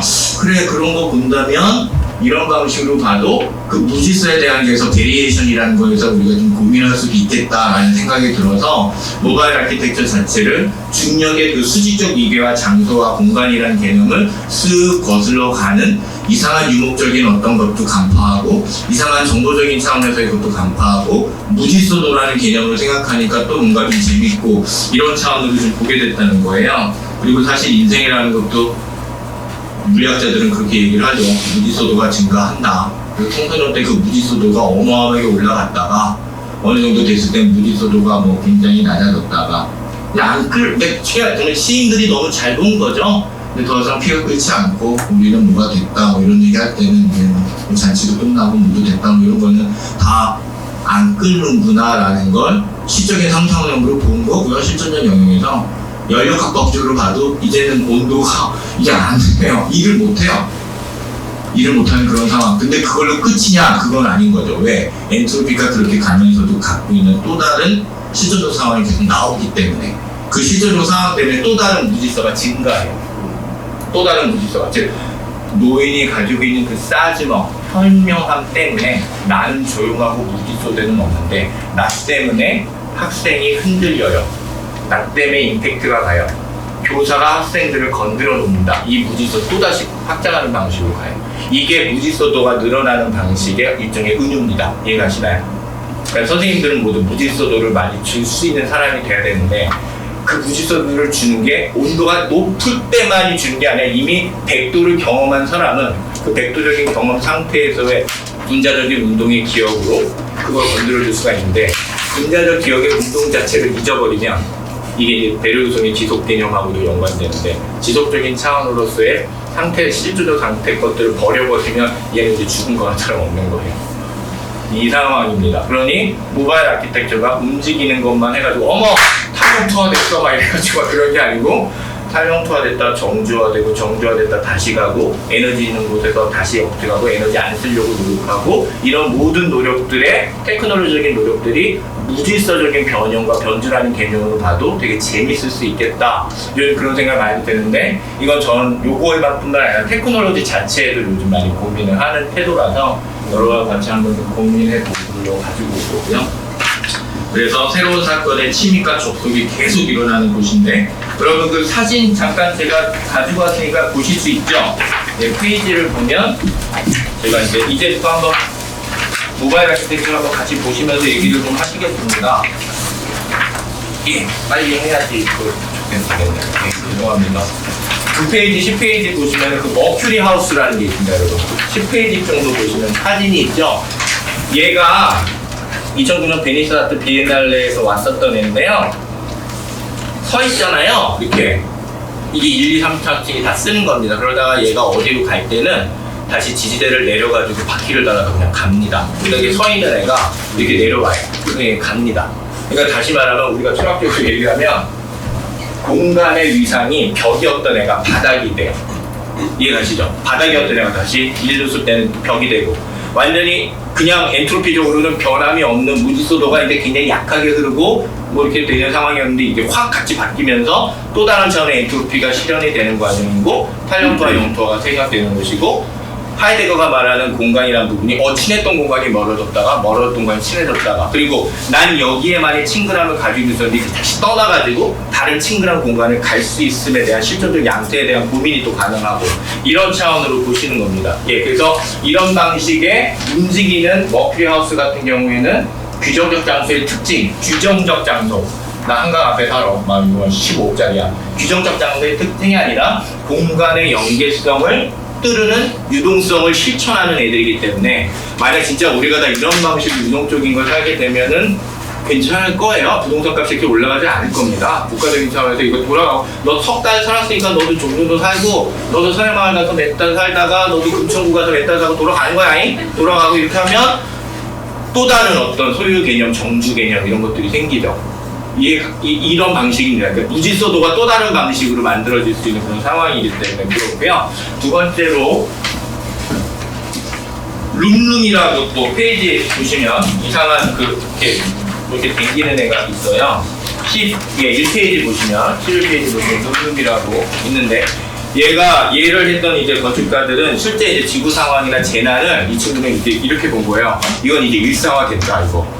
운 좋은 놈만 걸리거나 우리나라 괜찮지 이 개념이 아니고 전지구적으로 재앙이야 이렇게 본 거예요. 그래 더 이상 홈 파놓고 영토하고 정주하는 것 자체가 다 필요 없고 그런 일이 생겼을 때 정주적 타격은 더 크다.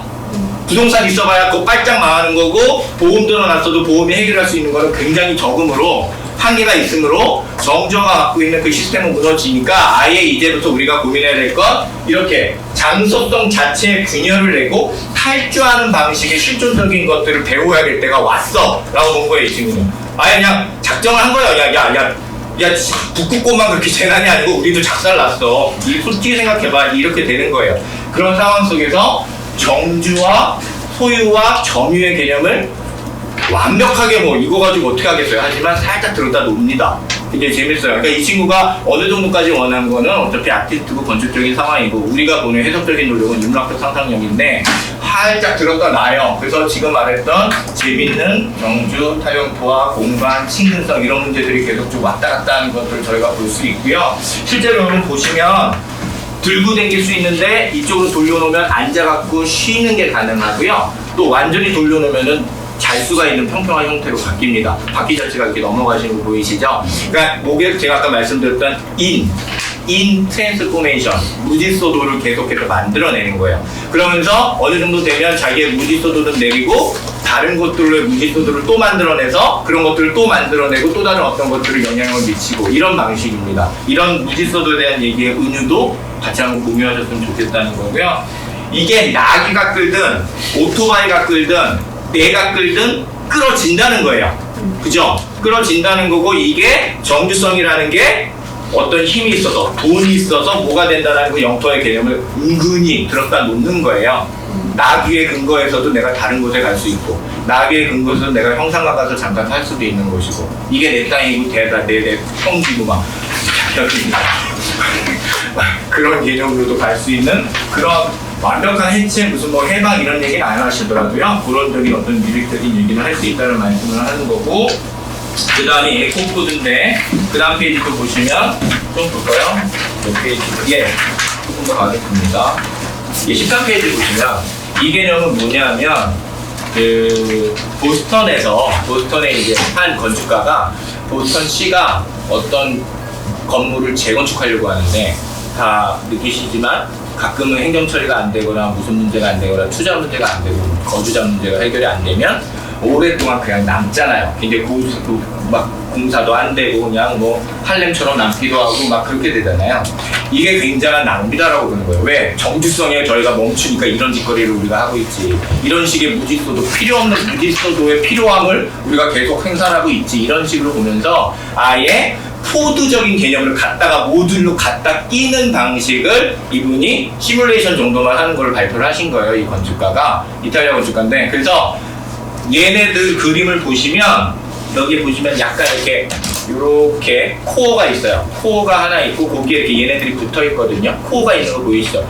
그 코어 안에 똥 누고 오줌 누는 거 다 한꺼번에 내려가는 배선 같이 연결시키고 전기 연결시키고 뭐 에너지 연결시키고 이런 것들을 다 코어에 놓고 그 코어에다가 3개 놓고 4개 놓고 5개 놓고 이쪽 상황이 어떻게 될지 모르니 이 바보 같은 우리 정주 개념과 자본주의 상황 속에서 행정 바보 같은 상황 속에서 이 어떤 상황이 될지 모르니 이거 버리지 말고 여기에 가서 이런 방식의 자원과 에너지와 자산을 같이 쓰는 방식으로 고민해보자 라는 개념이었습니다. 이 사람이. 그러다 보니까 에코코드는 자본순환이라는 말이 여기서 나오는 거고요.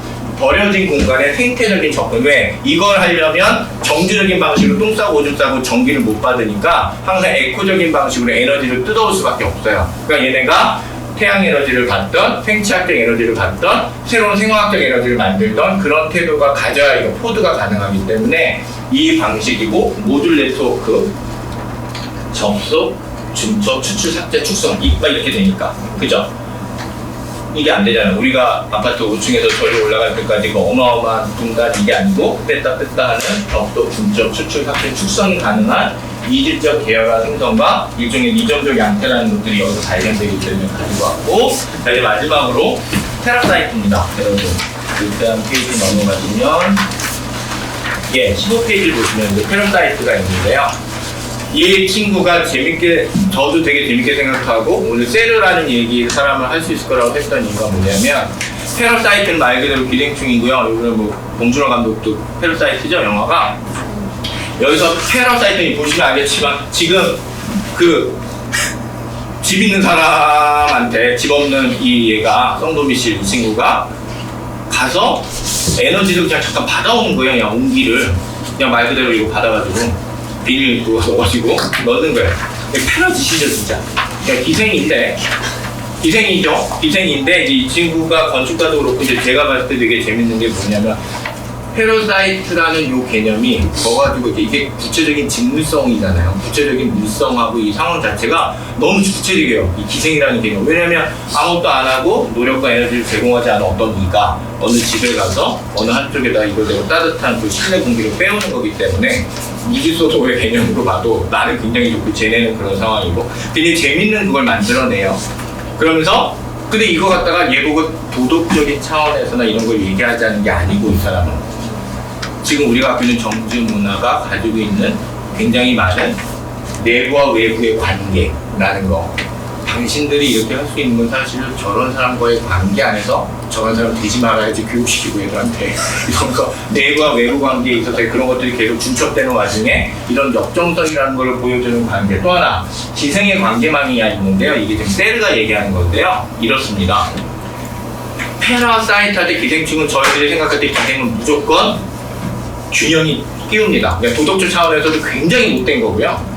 위생학적 차원에서도 패러사이트는 없애야 되는 애들이고, 그러니까 쉽게 말해서 얘는 지금 결격적 존재고 위상적으로 봐도 내려가 있는 애고 아니면 뭐 완전 없어져도 되는 그런 상태의 것들을 생각하는 그런 상황이에요. 위생적 차원에서도 없어야 되고 이런 균형의 차원에서도 너무 기우뚱하게 만들기 때문에 왜? 지만 더 많이 가져가기 때문에 그렇습니다. 근데 세르가 어떤 얘기를 하냐면 어떤 존재도 완벽하게 숙주로 존재하는 애가 없고 완벽하게 기생으로 존재하는 찾을 수가 없다는 거예요.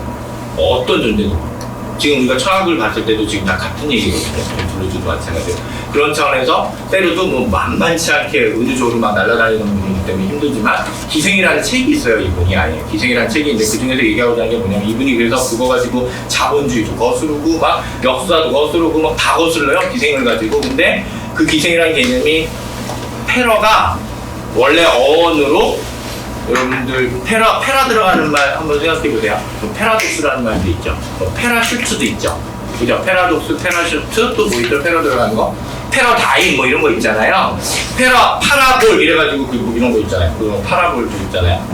파라가 들어가면 뒤에 있는 말을 더 크게 해주는 영향도 있는데요. 그 파라는 뒤에 오는 말을 갖다가 가치 있는 개념으로 보는 그러니까 이웃이라는 개념으로 얘가 해주는 접두사가 있을 때가 많아요. 그러니까 페라슈트는 반대 뜻이에요. 즉 슈트인데 페라슈트는 슈트 못하게 해주잖아요. 그래서 반대 경험도 있는데 되게 많은 경우에는 또 페라슈트가 페러라는 그 말이 이웃적인 개념이 돼요. 무슨 소리냐? 패러디 있잖아요. 패러디가 모두가 노래를 하다는 뜻이고 패러가 옆에서라는 뜻이라서 패러디는 옆에서 노래해준다는 뜻입니다. 그러니까 우리는 패러디를 원본이 있고 그거를 따라하는 어떤 존재적인 위상의 걸로 자꾸 봐가지고 원본 자체에 대한 뭔가 좀 주고 얘를 좀 하등하게 보지만 옆에서 노래 부르면서 계속해서 잡종적인 관계를 만들어서 새로운 것들을 만들어내는 애예요. 사실 패러디가 갖고 있는 힘이 있잖아요, 여러분. 그게 그 잡종적인 힘입니다. 그 옆에서 노래 부르면서 잡음이에요. 잡음을 막 주는 잡음도 패러사이트입니다, 여러분. 단어가. 그래서 잡음이라는 애가 이미 숙주라고 생각하는 애 자체랑 이미 붙어 있고 숙주라고 생각하는 애도 이미 얘한테 기생하고 있다는 거예요. 서로 항상 다 기생하고 있다는 거예요. 곳간에 들어오는 쥐를 잡기 위해서 농부가 꽝꽝꽝 쳐갖고 떠나보내는 건 우리 입장에서는 쥐를 떠나보내는 정당한 소리이나 와 드디어 우리가 만천장을 찾았다고 생각하는 걔네들 종족에게는 완벽한 잡음이라는 겁니다. 이해가시나요?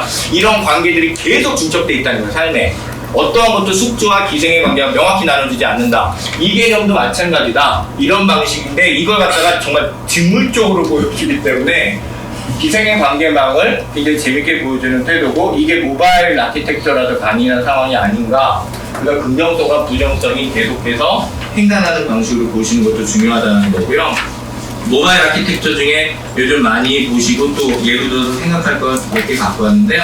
텐세그리티 구조입니다. 이게 텐션이라는 개념이 긴장하다, 땡긴다라는 뜻이고요. 그리티는 그러니까 인터그리티 그 개념이 들어간 겁니다. 그래서 텐션과 인터그리티가 들어간 개념인데 이렇게 하면 아까 말했던 중력이 갖고 있는 그 정부성과 중력의 힘을 굉장히 많이 바깥으로 뺄 수가 있어요. 그러니까 이런 애들은 텐션으로 가기 때문에 이게 무거운 하중이 아니어도 더 커질 수 있고 더 많은 일을 할 수가 있어요. 이 텐세그리티 구조를 이용하면 건축 구조가. 그래서 요즘 굉장히 많은 공학자들이나 건축학자들이 텐세그리티 구조를 가지고 하려고 해요. 여러분 이런 거 많이 보셨죠? 이런 거나 이런 다리나 지금 저희들이 만든 다리는 텐세 구조로 하지 않고요. 다리는 정규 방식으로 만들고 갖다 붙인 것만 텐세그리티 구조이기 때문에 텐세그리티 구조는 아닙니다. 단 한강대교는 텐세그리티 구조의 첫 번째 단계 맞습니다. 저희 한강대교 있잖아요. 철도 그거 있잖아요. 그건 텐세그리티 구조 맞습니다. 근데 그 구조가 더 진화하면서 더 땡기면서 수학적인 어떤 알고리즘을 찾아내서 이 정도 땡겨주면 더 많은 무게를 더 쉽게 견딜 수 있고 더 가벼워져 라는 방식으로 가서 이 친구들이 쪽에 굉장히 있고 실제 나사 애들이 뭘 하냐면 이 텐세그리티 구조를 가지고 뭐 달이나 뭐 화성 같은 데 가면은 뭘 좀 해야 될 거 아니에요, 일을. 근데 사람이 있을 수도 없고, 그 다음에 보통 저희가 갖고 있는 로봇은 여기 이렇게 캘큘레이터 달아가지고 두두두두 댕기는 애들이 있잖아요. 걔네가 힘도 좋고 하긴 한데 애들이 한번 넘어지면 못 일어나. 길이 막 이상하고 넘어지면 못 일어나니까 그러려면 얘한테 로봇판을 만들어야 돼요. 만들어서 넘어지면 그걸 센싱해서 이렇게 해서 잡고 일어나 이걸 시켜야 되는데 이게 돈도 많이 이게 에너지가 많이 드는 거죠. 쉽게 말하니까 에너지 채우러 또 누군가 가야 되는 상황인데 어떡하지 하다가 이 텐세그리티 구조로 그냥 던져놓고 오는 거예요. 그럼 얘네는 대충 굴러가다가 뭐 하다가 퉁 부딪혔다 또 절로도 갔다가 그러니까 이걸 많이 깔아놓는 거예요. 그러니까 이게 훨씬 더 경제적으로 맞겠다. 그리고 고장났을 땐 버리면 그만인 거 아니니 라는 식의 경제적인 차원까지 오게 되면서 지금 얘가 갖고 있는 그 영토화 개념이 또 다른 로봇의 개념을 지금 대체하려고 하는 그런 것도 보실 수 있습니다. 그래서 텐세그리티 구조를 아마 자주 보시게 될 거고요. 앞으로도 그래서 하나 가져왔고, 에어드롭 하우스라는 개념으로도 이제는 집도 더 이상 그런 식이 아니라 지금 제3세계 국가들에 대한 적정 기술 시스템인데요. 아예 던져놓자. 이게 지금 다 단단한 게 아니고 중력하고 잘 상충하는 무지소도를 잘 균형을 맞추는 이제 엘라스틴 구조니까 던져가지고 그 안에 살 수 있도록 하고, 재난이나 이런 데서도 충분히 가능한 것들로 하지 않을까. 에어드롭입니다. 그래서 가다가 던져주고 쿵쿵쿵 던져줘가지고 거기서 살 수 있도록 하고, 문제가 생길 때는 다른 방식의 거주를 도와주는 방식의 것들을 고민하고 있고요. 그리고 앞으로 저희가 현실적인 공간에서 이제 앞으로 많이 보시게 될 것들 하나 가져왔는데, 카페 같은 것도 이제 저희 맨날 뭐 임대료 때문에 안 되고, 지금 딱 이게 그 영토성 정규성에 관한 문제 때문에 생기는 거잖아요. 임대료 올라가 뭐 하고. 그래서 아예 없다, 없어, 공간은 없고 빌린다. 어디에 거리를 빌리든 뭘 빌리는데 이렇게 간다. 컨테이너에다가 실어가지고 다 때려놨다가 그 다음에 다 빼가지고 만들어가지고 조립해서 장정 3시면은 그래도 오래 걸리고 6시면은 금방 한다. 이런 식으로 붙여서 의자와 책상도 다 여기서 뗍니다. 여기서 다 빼요. 여기서 다 빼면은 의자 책상도 조립해서 만들 수 있고, 이런 방식으로 카페를 구성하고 이렇게 하자. 이런 식의 공유 경제, 그죠? 공유 경제, 공유 노동, 이런 방식으로도 지금 모바일 아키텍처들이 많이 들어간다고 생각을 하시면 되고요. 아예 모바일 퍼니처 같은 개념에서는 공부하는 공간과 움직이는 공간, 그 다음에 내 사무실은 항상 여기여야만 해라는 공간. 즉 하드웨어가 있을 때 어떻게 할 수 없다면 나라도 소프트웨어로 좀 움직이자 해서 이렇게 줄줄줄는 겁니다. 이렇게 계속 빼가지고 의자에서 앉아서 공부했다가 이렇게 줄줄줄 가가지고 같이 얘기하고. 그러니까 막말로 건국대에서 무슨 무슨 페스티벌 같은 거 할 때 교수님들이 하면 할 수 있는 페스티벌 이런 거죠. 연구실에서 나오면서 학생들과 멘토 인터뷰 해주기 뭐 이런 거 하는 거죠. 끄집어내서 줄줄줄 끌고 다니면서 학장님이 막 애들이랑 얘기하고 마상 당하고 아니, 마상 프로젝트. 그러니까 들고 갔는데 아무도 안 하죠. 내 영토에 아무도 안 하고, 내 영토에 아무도 안 하고, 탈영토 하러 갔는데 아무도 안 하고, 영토가 탈영토도 안 되고 지영토도 안 돼. 다 망했어. 막 그럼. 근데 이것 때문에도 뭔가 얻을 수 있다면 하이데거님 공간 안에서 이제 사방에 대한 개념을 얻을 수 있는 것이고, 들려주는 차원에서 이런 차원의 영토가 저 영토가 되는 게 계속 인위적인 가겠죠. 이런 양상인 거고요. 이런 것들이 계속 지금 연결되고 있다는 건 이제 계속 보실 수 있을 것 같아서 가지고 왔어요. 그래서 사이버네틱스적인 개념에서 엔트로피, 사이버네틱스 개념에서 컨트롤과 커뮤니케이션, 그리고 사이버네틱스에서 이 리쿠시브 오퍼레이션, 이게 재기적이라는 뜻입니다. 그러니까 사이버네틱스에서는요, 시스템이 스스로 계속해서 재기적으로 계속해서 묻고 피드백하는 방식이 되게 중요하다는 거예요. 이게 지금 AI 방식하고 거의 비슷한 상황입니다. 이게 지금 시스템에 대해서 고민하는 방식이, 이게 사이버네틱스가 여러분 30-40년 해가지고 컴퓨터 전혀 이렇게 똑똑하지 않을 때 유버나 이런 사람들이 만들어낸 개념이에요. 그래서 사이버네틱스 같은 그 사이버라는 개념을 우리가 디지털 상황 속에서 이미 무슨 가상현실 아니면 인터넷상의 공간 무슨 뭐 그런 식으로 쓰다 보니까 사이버 그럼 뭔가 뭐 가상현실? 무슨 뭐 이런 거 생각하시거든요. 근데 그 여기서 사이버는 어원 뜻은 항해하다는 뜻이고요. 사이버네틱스가 들어가면서 얘기는 기계, 사물, 인간의 시스템을 항해한다. 뭘로? 커뮤니케이션과 컨트롤의 개념으로 항해한다. 여기서 중요한 건 엔트로피의 방향이 어떻게 바뀌는가, 이걸 보려고 해요. 그래서 아까 제가 엔트로피 자체에 대한 어떤 의미나 그런 거 조금씩 적용해 봤는데, 그런 방식으로 가되 계속 했다가 보고 계속 했다가 보고 리커시브 오퍼레이션 자체가 되게 중요하다는 거예요. 이게 없이는 사실 이게 리커시브 오퍼레이션이 아까 얘기했던 탈영토와 재영토화 되는 이질적 계열의 행성, 이거하고도 같이 맞붙어 있다고 보시면 되고요. 예, 이 부분은 엄마야 미치나요? 제가 오랜만에 인간 얘기를 해서 미쳤나봐요. 제가 수업을 뭐 열기도 여는데 이런 수업을 좀 프로젝트를 하다가 뭐 이런 것도 열긴 여는데 이렇게는 안 하는데 아이고 예 아무튼 괜찮습니다. 예 죄송합니다. 그래서 테크네라 말 나온 김에 뭐 대화는 빨리 하고 좀 가볼게요. 테크네라는 개념 하고요. 요것만 얘기하고 끝내겠습니다. 제가 테크네를 마지막에 갖고 온 건 테크놀로지라는 건 공학 기술입니다. 여러분 다 아시는 것처럼. 근데 제가 테크네를 왜 갖고 왔냐면 제가 아까 융합 얘기하면서 너스를 많이 떨었잖아요. 테크네가 테크놀로지의 어원이거든요. 근데 얘가 어원이 테크놀로지의 어원의 뜻을 안 갖고 있고요. 지금 알고 있는 공학 기술의 뜻을 전혀 안 갖고 있고 서로 다른 것들을 엮고와 만든다는 뜻을 갖고 있어요. 테크네는. 이게 뭐냐면 지성의 가장 높은 차원을 구성합니다. 얘가 포에시스하고 피직스도 얘 밑에서 나와요. 그러니까 서로 다른 것들을 엮과 꼬아 만드는 창조적 행위 자체, 서로 다른 것들을 엮과 꼬아 만드는 창조적이고 융합적인 행위 자체가 이미 지성의 패턴으로 본 상황이에요. 이미 그리스 로마에서. 그래서 우리가 테크놀로지라고 지금 좁게 써가지고 계산 잘하는 애들을 도구적인 상황에서의 공학자를 제껴놓고 우리는 마치 시적인 걸로 한다는 식으로 해놨지만 이미 저희들도 항상 테크네적으로 고민하고 있었던 걸 200~300년 동안 잠깐 우리가 마금질을 했던 것 뿐이고요. 다시 르네상스 하는 거고 즉 일로 돌아가는 겁니다. 모두 다 테크네 하는 방식으로. 테크네가 부지런해야 아까 제가 말한 대로 무책임한 사유 안 하고요. 게으른 사유 안 할 수 있는 거고요. 내가 테크네를 계속 엮는다라는 개념을 갖고 있어야지 사실은 좋은 거거든요. 그래서 제가 우리 학교에도 지금 이런 거 하려고 노력하는 거고요. 저부터도 노력하려고 하는 상황이고 이거가 새롭게 되면 새롭게 밸류가 나오겠구나 해서 밸류 디자인 연구센터를 지금 하고 있는 거고요. 그런 상황에서 이제 세르가 얘기하는 게 야, 테크놀로지 어디로 갈지 모르겠지 니들. 나도 모르겠어. 어떻게 할지 모르겠다. 나도 하도 이러니까 테크네가 제대로 쓰이든 테크놀로지가 잘못 쓰이든 우리가 말하는 활용토와 영토가 어떻게 되든 사실 모르겠지만 적어도 나는 그래도 무조건 뭐 산책에 가겠네 이런 얘기 안 하려고 한다. 세르가 30년생이기 때문에 지금 90세가 다 되신 거죠. 분들도 뭐 지금 살아 계시니까. 그분이 나이 드셔가지고 좀 이러시거든요. 나는 뭐 그렇게 안 한다. 산책이나 하고 나 이런 거 안 한다. 이런 얘기를 좀 구체적으로 하시는데 그 중에 하시는 말씀이 그래서 나는 인간을 이렇게 봐. 어떻게? 불어에서 아돌레상스라는 말이 청소년을 뜻한대요. 아도가 그 어듈트 할 때 그 어듈트 아도고요. 레성스는 들어 올려진다라는 뜻이 있습니다. 그래서 그 엘리베이터 할 때 그 엘리베이션 있잖아요. 그 뜻이 불어에서는 성스예요. 이렇게 올려준다. 그래서 청소년이라는 말을 이 사람들도 재밌게 붙인 것 같아요.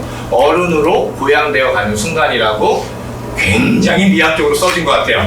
그 사람도 아닌 애들한테. 그죠? 저 무서운 애들한테. 정말 무시무시한 정말 여러분들 정말 저는 디자인 띵킹 워크숍 이런 것도 하기 때문에 제가 고등학교에도 가끔 만나거든요. 사람이 아닙니다.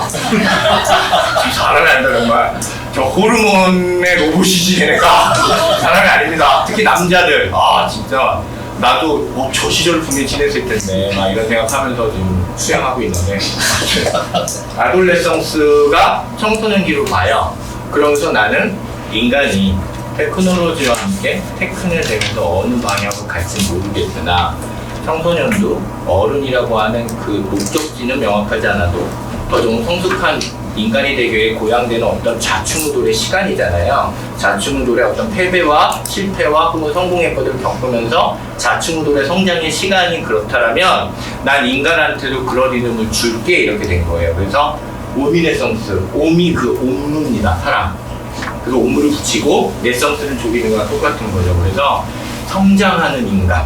이라고 자기가 이걸 붙여줬는데 제가 이렇게 보다가 이거는 그냥 멋있어서 명언이라는 게 아니라 이 사람 갖고 있는 철학적인 차원이 잘 녹아있는 것 같아서 그리고 제가 계속 이렇게 작동적인 것들을 좋아하니 그 지성의 패턴이 이미 작동적이라면 이건 우리가 분명히 고민해 볼 만한 문제다. 인간이 맨날 기계와 따르고 분리되고 순수한 존재 이렇게 하는 거 그만하고 그 안에서 작동적인 차원에서 보자. 이렇게 본다면 인간은 어떻게 보면 성장통 겪는 인간일 수 있겠구나. 지금 우리 상태는. 근데 지금의 성장통이 지금만이 아니라 세종 때도 그랬고 르네상스 때도 그랬고 어느 때든 인간은 성장통의 인간이었으리라 라고 봅니다. 지금 이 번역의 상태가 지금 도구적 과학이 테크놀로지가 너무 많아서 지금 굉장히 좀 분열적인 상황이라 우리가 그걸 크게 느낄 뿐이지 언제나 성장통을 겪는 인간이지 않겠는가라는 생각을 하고요.